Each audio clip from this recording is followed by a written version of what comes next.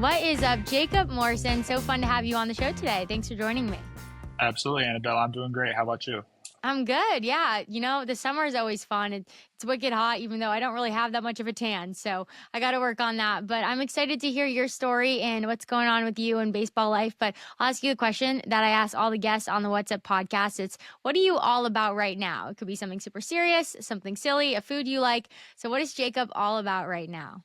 I'm a big ranch guy. I like a lot of ranch, and at our facility down here, we got a bunch of different types of ranch. And like Okay. today, I had some sriracha ranch, and the Okay. other day I had jalapeno ranch. So I didn't even know those things were like existed. So that's kind of been my thing. I've been going around different restaurants, like, oh, what type of sauce ranch do you guys got? Because I've never heard of that, but it's been really good.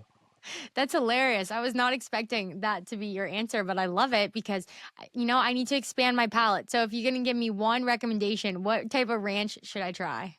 You got it. I had sriracha ranch today, and it's legit. I didn't even know it was a thing.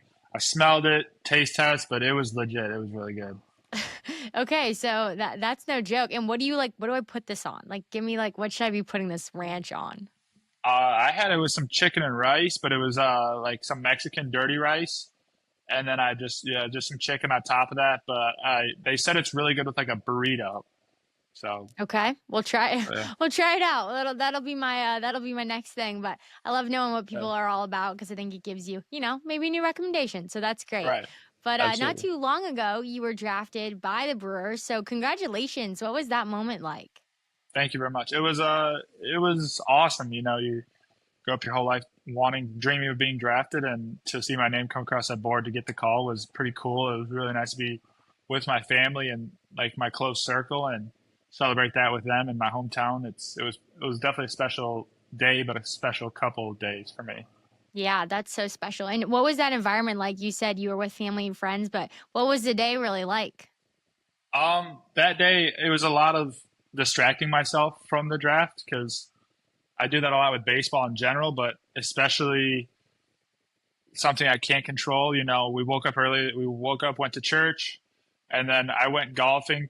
And then after golf, we kind of just messed around, had some food, and then it was time for the draft. It was a big moment for me, but I was trying to not make it too big, not trying to get, if a team decided that they didn't want me, and I wasn't going to get all upset about that or worry myself out about that. So that was a big deal for me. Yeah, that's smart because just as exciting as it is, it's probably very stressful at the same time, right? So I can Yeah. definitely imagine just the anticipation for that day. But how cool that it turned out so well. And I know just seeing some of the hype around it that your hometown was so excited for you, Flushing, Michigan. So what do you like about your hometown? What's something that people should know about your hometown?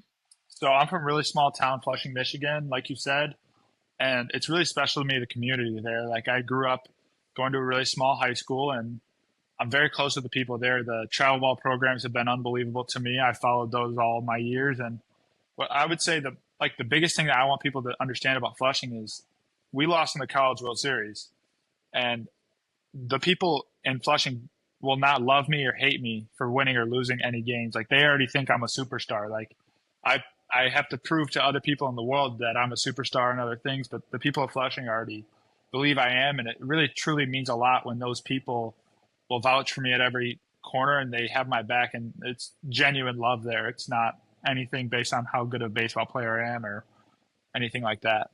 That's so great and it's so needed, right? Like wherever you are in your baseball career, you're going to need people in your corner like that who are going to support you and love you and cheer for you regardless of if you're playing really well or not or in whether you're, in the major leagues or the minor leagues, right? Like you Right. you need those people in your corner. So that is so important. But I'd love to know just what this last couple like months and weeks have been for you just going from college to now pro baseball because you played as long as you possibly could have played college baseball this past season, which is such an accomplishment and so awesome. But what has the last, couple weeks looked like for you?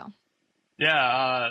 First off, getting back was hard. It was really hard, you know, win or lose. That was the last time I was playing with those boys, and we did end up losing, but it was hard to leave some of those kids, and it still is. Like I try not to think about it, but some like those are kids that'll be in my wedding, and the kids that I'll text for the rest of my life. And that relationship that I grew with those kids in that 3 years there is really something special. And it's something people don't think about that much, but those kids I really hold dear in my heart. Um, Leaving them was kind of hard. Going back home, I spent a lot of time back home. It was really nice to be with my family. I played golf every day with my brother. I was just working out. And then, yeah, got drafted, had a week left at home. And then I've been here for a week and a half now, just down here in Arizona training with the Brewers. It's been pretty nice. Wow, that's a quick turnaround, but so special and so fun. And I would love to get into more of your college baseball experience. But first, when did you know that you wanted to play college baseball? Might have to throw you back a little bit. So when I was in seventh grade, I thought I was going to go Division I for basketball. I've always been tall. I'm a tall kid, but I was like really good at basketball. I was good at baseball, but I was really good at basketball. And I thought for sure, oh, I'm going to play basketball. Yeah, well, I kind of sucked at basketball, and that really just didn't become my sport. And Hey, then you know what? That this basketball did not choose me either, so you're yeah, not alone. yeah, not getting up and down the court as well as everyone else. And then during COVID, I kind of decided that baseball was going to be my game. I was a good pitcher, but I wasn't great. And then ever since then, I've kind of just dedicated a lot of my free time to that and really training hard at that. That's so great. And what about pitcher, right? Not just baseball, Uh, but what about pitcher? well, I sucked at hitting. I'll be honest. I was just a better pitcher than a hitter Hey, I my whole appreciate life. the honesty. Yeah, no, I was just better at pitching, and so have a lot of fun with it. So yeah. I'd love to talk a little bit about just your incredible run with Coastal Carolina this past season in the World Series. How would you describe just that season as a whole? It was a lot of fun. It was some people call it magical, but I don't really feel like it was magical. Like we were a really really good team, and we were underdog in a lot of games, and we ended up beating a lot of those teams. Maybe people didn't think we should have, but I would say it was a lot of fun. Like it was a big deal for us to win a regional because my first 2 years we didn't make it out of a regional and won our regional, and then we won the supers, and then we went to Omaha, and Omaha it's as cool as it gets. Everybody talks about it. It's the coolest thing I've ever done, and I still think about it all the time. Just the atmosphere, the people around, it was really cool. But to be with that group of boys was probably the most special group I've been with in my 3 years, and it was a blessing, honestly, to be in those situations like that. Yeah, I can only imagine. That's incredible. And just when you think back to that experience, is there a specific memory that really sticks out to you? Mm. Like that year. Like that, just that tournament, just in the World Series. Yeah, I mean, me personally, I pitched really well against Oregon State, and that was the best outing potentially of my college career. And I didn't really sleep well that night. I didn't sleep at that night. Like I kind of was on cloud nine the entire time. And I would say that was probably the coolest part of the run. I mean, it was really cool to beat Auburn in Auburn, and they're a good team, and that was cool to do that. But doing what pitching as well as I did in Omaha was something I'll never forget, and something I still think about to this day, pretty much on a weekly basis. I love that. Well, it's never going to leave you. You're always going to have those memories. So that is so special. And I know you weren't on campus at Coastal Carolina because obviously you were playing in the game. But from what you've heard, how excited and how hyped was just the student body of Coastal Carolina for your team? We had this year was different level of support. We have a great new AD, Chance Miller, and our new head coach, Kevin Schnall, did a really good job of pushing for younger people to come to games. And I felt like we performed in those games really well. We had a lot of really cool things where we'd give away these like giveaways or something, and we had really good support from them, and not only on those games but in every game. And it was cool to see the students like on campus, like people they wouldn't really recognize me, but like they would recognize somebody. Oh, you, let's say Blake and Pato hit 2 home runs. Somebody would say something to him like on his walk to class. Like that's pretty cool. Like we weren't a part of that really any years prior, so it was cool to have that type of relationship with every other student on campus. Yeah, it's also important too because I think school spirit is such a teller of just number one, like the vibe on campus, but it also makes it so much more fun and it can really energize your program. I know there were games I had in college where we just had crazy attendance, or even people in like my math class being like, oh my gosh, like game day, like let's go. And it just like, it totally elevated your desire to fight for your team and to fight for your school and all the fan bases around you. But I know it's not always been sunshines and rainbows because I know you underwent a pretty serious arm surgery. Is that correct? Throughout your Yeah, time at Coastal absolutely. Carolina. So would you mind just describing what happened? Yeah, so about 2/3 of the way through my freshman year, I knew something was wrong with my elbow. It's called Tommy John surgery, and it's a ligament going right here in your elbow. It's very common now in baseball, but yeah, that was probably the lowest day of my life. Hearing that news, and it took a lot to stay with it. It was a long rehab, and it was a long rehab, but it was a good rehab. It was good to come back and feel good, and there were days that were bad. There was weeks where it was bad, but then there was weeks that were good and more good than bad for sure. But there was a lot of there was a lot that went into it, but it was nice to have, time away from baseball. I felt like that time away from baseball, I really, number one thing is I developed a much better relationship with Jesus, and just understanding who I am as a person and how faith fits in my life was a really big deal for me. And before that, baseball was my life. I hate to say that, and it still is a huge part of my life, but really taking away baseball left a huge void, and I felt like I fit that with Jesus and my relationship with him, and it's only grown stronger from there, which I know some people have the opposite, and it's very unfortunate, but I felt like that was a good turning point for me. Yeah, well, thank you for sharing that. I know that's must have been extremely hard and difficult to go through, but it's so cool to hear how you really relied on the Lord during that time. And it's just special knowing your story now and where you are, and just now already being in pro baseball and getting drafted. Like, so cool that the Lord was like, "Hey, we're gonna make this right now, early Yeah, on, because yeah. you got a long career ahead of you." So that is just so special. But I'd love to just ask you a little bit more about that, like when you're in that rehab and in that season, you're saying, you really grew closer in your faith. What did that look like maybe on like a daily or weekly basis? I would say from a daily basis, it just became me praying more a lot.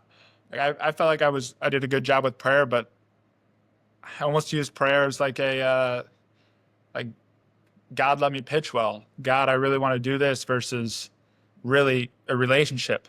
And it kind of was a big turning point for me. And, I wanted to grow closer to God. I didn't want to use him. I felt like I was just praying to God, oh, God, I want to pitch well today. Like, allow me to pitch well. Like, it really turned into like love and true love for an appreciation for the Lord and just understanding what he does for me. And it really, this year was a big difference. And I never really prayed to pitch well. I was just blessed to throw. Like I would pray after I throw, like I got to throw the baseball today. Like that's awesome. Like even if it was 70 feet, there was a lot of days that I couldn't even throw the baseball and it really hurt. And just stuff like that you take for granted, I really appreciate. And yeah, it's really just made me understand more about my faith and grow a lot deeper in my roots with that.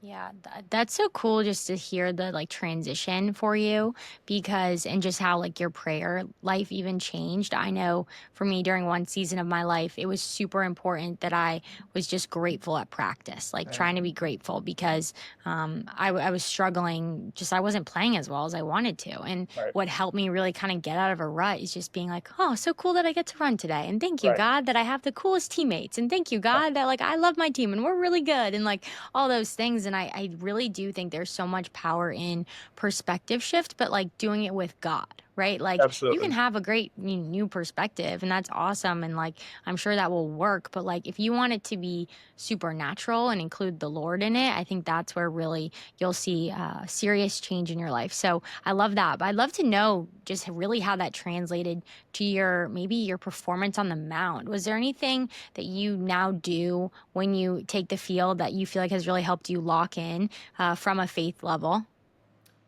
Well, I pray before I pitch. That's a big thing I've always done, and I like to draw the cross, the sign of Jesus, and then I write like my old coaches who passed away initials, and that's kind of been like a big reminder for me. Just who's in my corner and who's with me, and the Lord doesn't leave me.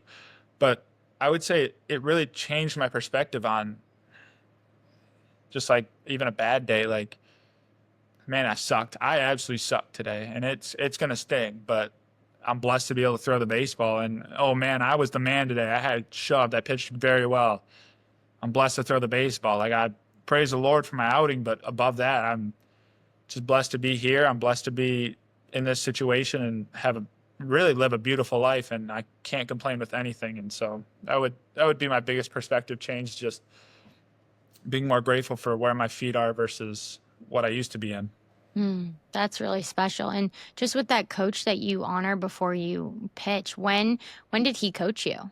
So he was like my second dad when I was really young, Coach Bayless, and um, yeah, it was probably when I was like probably 10 to 13 years old, and he died from cancer, and that was a big shock to me. It was hard to hard to understand that at such a young age, and it just really made me not take life for granted. But he's he was a big part of my pitching desire. He really believed in me pitching, and he was above a great coach. He was a fantastic man, and so I love to honor him that way. And he definitely is with me every day, and I'm very blessed to have him in my life.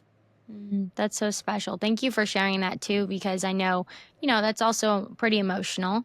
But I think it's so special that you do get to do that and you do get to remember him, and there's power in that.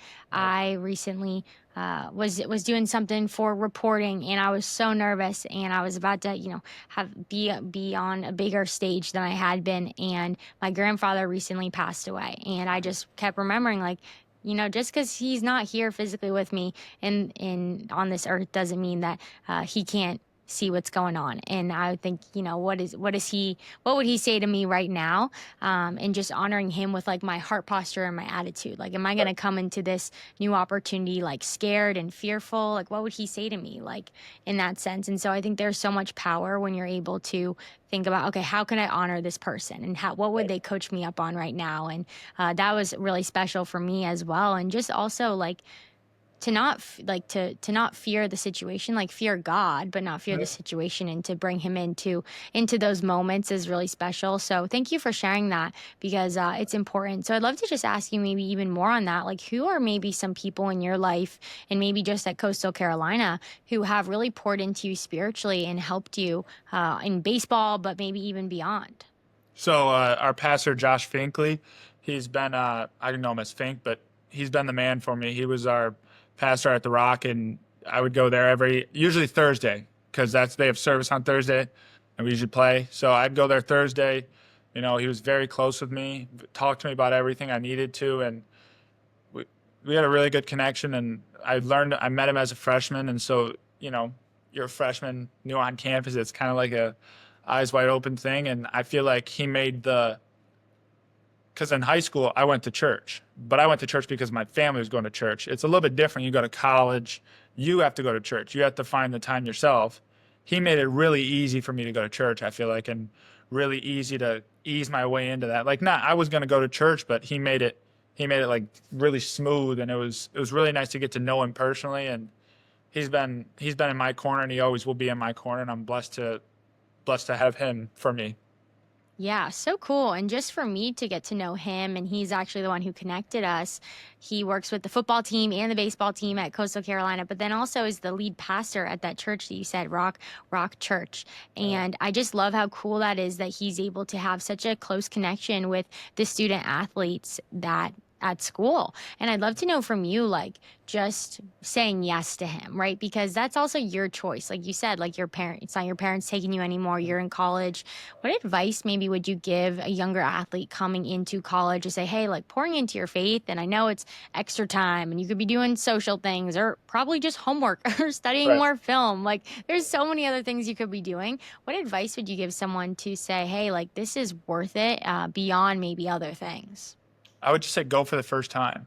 I was fortunate to go with a couple players the first time, and ever since then, there was a group of us that would go for the first time. And I feel like it was hard to say no after you go for the first time. You go once, and it's like, oh well, I got to be back next weekend. Like it's just how church, like you feel great, you feel in touch with the Lord, and you spend special time with Him. And so I felt like going that first time was a big step forward for me. You know, some people they don't want to do it. Like first weekend on campus, that was kind of one of my first things. I was like, I want to do this right away, and then not slack on it, not push it off until later. So yeah.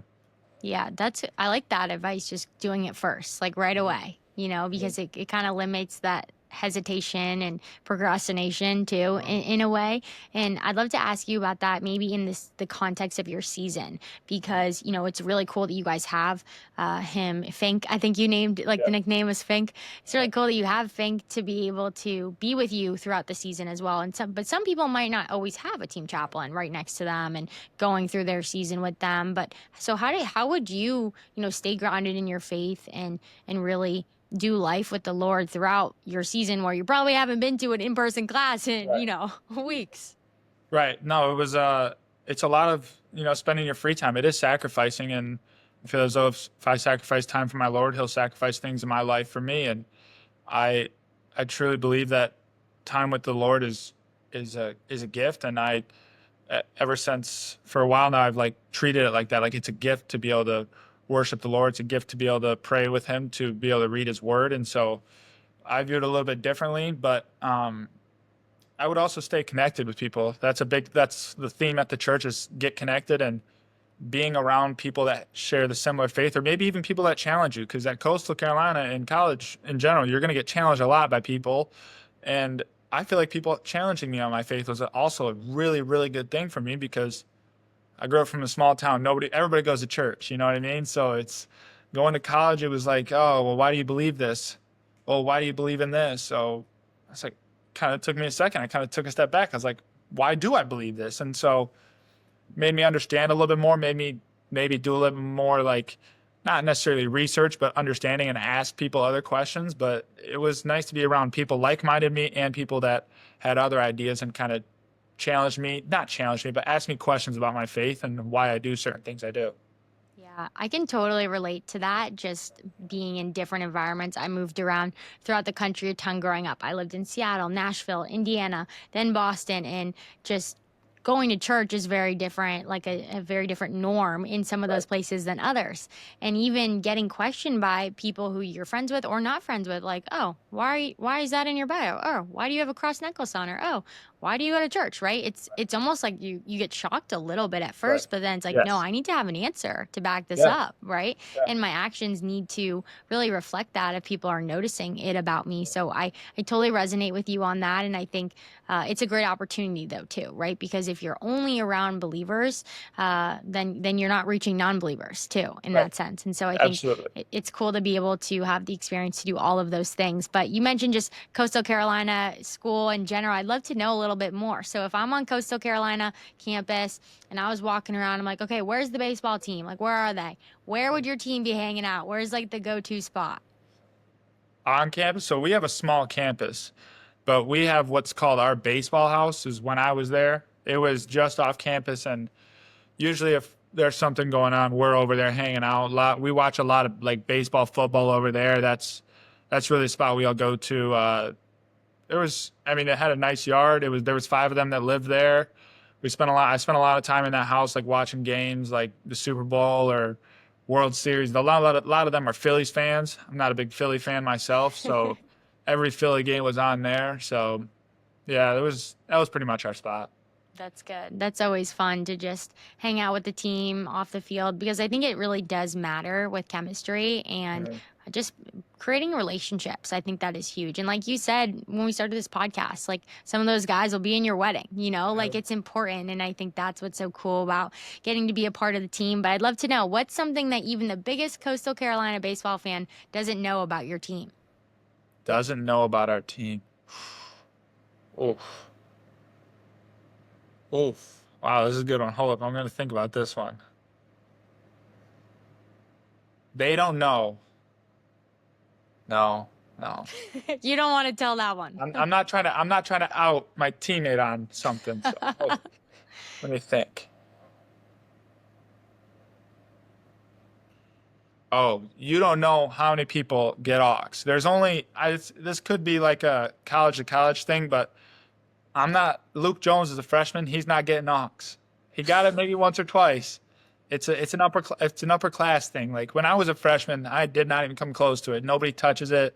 It's usually a junior senior thing, and yeah, for sure, it's definitely who gets the aux, and that's kind of a thing. There's small things like that, but definitely no freshman is coming into Coastal the first year and getting aux. That's not. Hey, good to know. Let the freshmen know now before they get there in September. But who's like the ringleader for aux, I guess from this past year?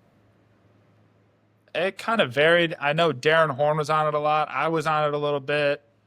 Um, Matthew Joyce, we let him on aux, but he listened to like You did one of these when you said his name.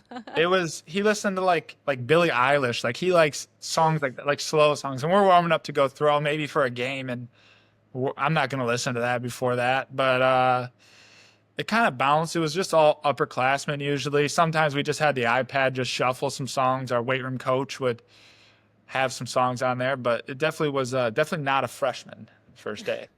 Hey, great advice. You know what? When you come in as a freshman, sometimes you don't know like the unsaid do's and don'ts, right? Right. Like you kind of gotta figure it out. I know I had plenty of those moments when I got to school. Me Thankfully, I too. had like the little bit of escape. It was my freshman year was COVID, so I had a Oh, little bit of like that. Nobody really knows what's going on, but it's those do's and don'ts that are helpful. So I hope the incoming class listens to this podcast. A good absolutely, little heads absolutely. up there. But Yeah. Jacob, I'll ask you one more question before we end the podcast today. Do you wear headphones or no headphones pregame? Oh, headphones. I'm absolutely headphones. I don't wear, so I don't. If I actually. Matthew's on aux, is that right? Is that what you were saying? If he's on aux, you're like, I'm putting on the headphones. Oh, I mean, yeah, usually, but so if I'm pretty strategic about this because I like to be loose before I pitch. I don't really like to think about baseball much until I'm about to pitch, and so I go into the training room, no headphones.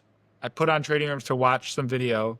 I mean, put on headphones to watch some video after training room, and then I take them off again, talk around, and I put them on and I go walk down. And as soon as have them on the entire time until about 40 minutes before first pitch is when I have to go walk outside. And I'm pretty much listening to my music, kind of trying to think about baseball a little bit, but still trying to be a little bit free. But for sure, headphones every time. Did you say you were watching something? What were you watching? I I watch myself pitch before I pitch, and I watch myself pitch well. That's a big thing for me visually. Is like swing and miss is a big thing in baseball, especially as a pitcher. I really like it, and I'll watch videos of me getting swing and miss, and throw a good pitch where I want. Hitter swings and misses at it. That's a pretty good feeling as a pitcher, and so I like to feel good. And I'll put in my headphones. Usually, our analytics guy Matthew Pepin will send me like an edited video on my phone, and it's got music to it. It's pretty good. It's about 2-3 minutes. I watch that, and that'll get me going. I'll get pumped up after that. That's amazing. I love that. I think like that. I wish I was doing that in college. I think that would have helped me a ton. Just like your best shots, basically. Yeah. That's amazing. Are you the only pitcher on your team that does that, or do you know anybody else that does that? No, I don't know if anybody really else does that. I know that maybe one or two other guys do that, but I'll be honest, it looks a little egotistical in the locker room when I just sit there for about 15 minutes, watch a couple videos, and I'm just watching myself pitch. And people have asked me a lot about it in the locker room, but I don't know. I like to feel good. I really just like before I pitch, I want to feel good about myself. I don't want to be second guessing anything, and I just like to watch that a lot. Yeah. Hey, listen, mental reps are huge. Like, not Absolutely. only just for like getting yourself going before the game, but like that's been a proven thing to like watch perfect reps, even if it's not on film, right? Even if you're off the field. I know for us in college, our coach was huge on like, hey, if you're not in the rep, or you might be coming in the next play, or you're not going to get a single rep at all, you better be watching because you can learn just as much from just standing there observing than you can Absolutely. playing and repping it out. So it's important. It's huge. I think that's a great piece of advice. And I love this because I know there are so many young baseball players who would love to be Jacob Morrison someday, playing pro baseball now and having the college run that you did. And so I think that's a great piece of advice, and I love it, and love to hear just the pregame routine, because now everybody, when they're watching you on the TV, they can know what's going on. But seriously, Jacob, so fun to cheer you on and hear your story. Thank you so much for spending time with us, and we're excited for your next big steps. Oh, thank you so much.